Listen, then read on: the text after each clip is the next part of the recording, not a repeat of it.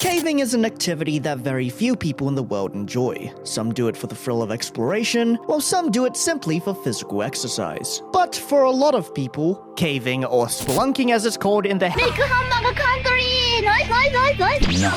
looks and sounds kind of terrifying, filled with claustrophobic tunnels that you can easily get stuck in, and other hazards that could make a fun little cave adventure take a turn for the worst. I am under the water, please help me. I mean, it's not hard to see how dangerous the activity is, considering that when you search up cave exploration on YouTube, some of the top results are about incidents that has happened to people while doing it. So, of course, with how terrifying caving can be, some might think that it would make for a pretty good concept for a horror game, right? Allow me to introduce you to Crawl, a short indie horror title created by Soul Rift. The game is pretty short, with the game's description saying it can be beaten in around 20 minutes. So for those who would like to play the game for themselves, I'm just saying it straight up, it's good, it's free, link in the description below. Anyway, the premise of the game is that 5 people went missing while exploring a local cave system.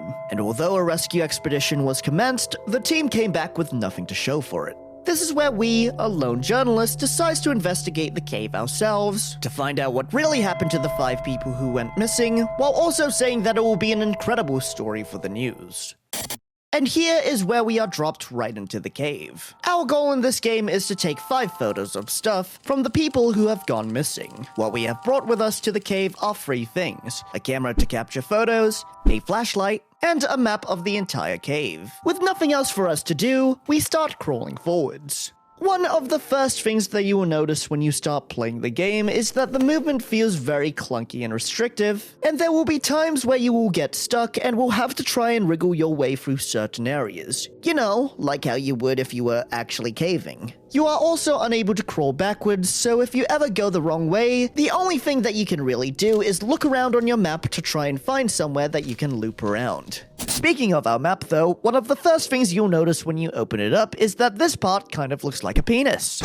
But aside from that, you will also see that there is a yellow dot marked on the map directly in front of us. The yellow dots on the map are the objects we have to take photos of, and they only appear on the map when we are close to them. Crawling forwards towards our first object, we find that it is a backpack, and right next to it is some C4? Maybe whoever carried this backpack was going to use the C4 to create more space within the cave? Maybe he was going to use the C4 on something in the cave as a weapon? Or maybe my man was rushing mid to B but then got popped early. I mean, I'm just saying, there were 4 other people who went missing. For all I know, they could have been a CSGO team. Anyway, we snap a photo of it, which after taking the photo, the yellow dot on the map turns blue, showing that we have already taken a photo of that object. And now, we can move on. But before we can move on though, we need to reload our camera with a new cartridge. Reloading the camera isn't as simple as hitting the R key on your keyboard like it's a shooter though. To reload and crawl, you have to turn around and click on the camera several times to grab the camera, take out the photo, reload the camera, etc, etc. Which in total, the camera takes 7 clicks to reload. And then after that, you can continue searching for the other objects. Shortly after taking a photo of the first object though, we then get a message pop up that tells us if we get attacked, we can use the flash from our camera to scare whatever's attacking us away. With this message, it becomes very clear that we are not alone here, and it isn't long before we meet whatever is in the cave with us. This here is the monster that follows us throughout the cave. You can tell that he's nearby from the creepy droney sounds he emits when he is around, and our only way of defending ourselves is by flashing him with our camera, which will make him go away temporarily. The monster doesn't seem to have a name, so with a creepy looking face and crawling around with multiple hands, I think we'll just call him Mr. Tickles. It's inevitable that you are gonna take a few hits from him since he just kinda pops out of nowhere when you least expect it, and how much health you have left is represented by the amount of strawberry jam covering your screen.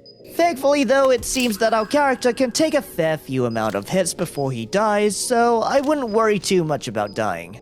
After some more crawling, we make it to our second object, which is a dead body, a clear victim of Mr. Tickles. Okay, I'm gonna stop calling him that now. That leaves us with 3 more objects left to go, and then we can get out of here. While traversing the cave, occasionally our flashlight will start to flicker and go out. And that is because the torch we decided to bring with us is one of those wind-up torches that only stays lit for a minute or so before dying and needing to be charged up again. Oh, and just like us having to reload our camera, we also need to turn around and click several times to wind it up. Crawl does a really great job at making you feel vulnerable, with how restricting the movement is, and how you have to look away to do anything like check your map, wind up the torch, or reload your camera. You pretty much feel defenseless when you have to do a lot of the things in this game, especially when the monster could pop out of nowhere at any point in time. What the fuck are you looking at? Fuck! Now, some of you might be thinking that Crawl, in terms of gameplay, is pretty similar to Iron Lung, which in some ways, yeah, it kinda is. In both games, you explore unknown territory with a map you have been provided, both have movement or controls that could be considered clunky, and both make you feel like you have something following you around at all times. The main difference between both of these games is that it's way easier to crawl than operate a fucking submarine. Unlike Iron Lung though, in Crawl, you actually do need to defend yourself when the monster appears, while the monster in Iron Lung for most of the game just likes to fuck with you. What the fuck was that? Hello everybody, my name is Markiplier. Crawl, however, does lose its scare factor pretty quickly after you have become used to dealing with the monster. While in Iron Lung, you are pretty much always in a state of anxiety since you can't really do anything about the monster coming after you, and it doesn't help that you can't see what's going on outside of the submarine since the window is sealed shut.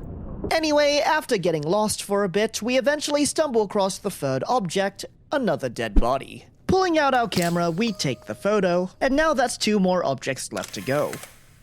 Something I find really cool about this game is that each time that you take a photo, the game actually saves the image in its files, which can be used for things such as thumbnails for a video, it can be used to post on social media, or as suggested by the game's about section, can be sent to friends if we found the photo to be funny. Which damn, doesn't Mr. Tickles look so funny in this photo? Hilarious. Approaching the 4th object, we start seeing pools of blood. And not only that, but the monster's attacks start becoming more frequent and aggressive.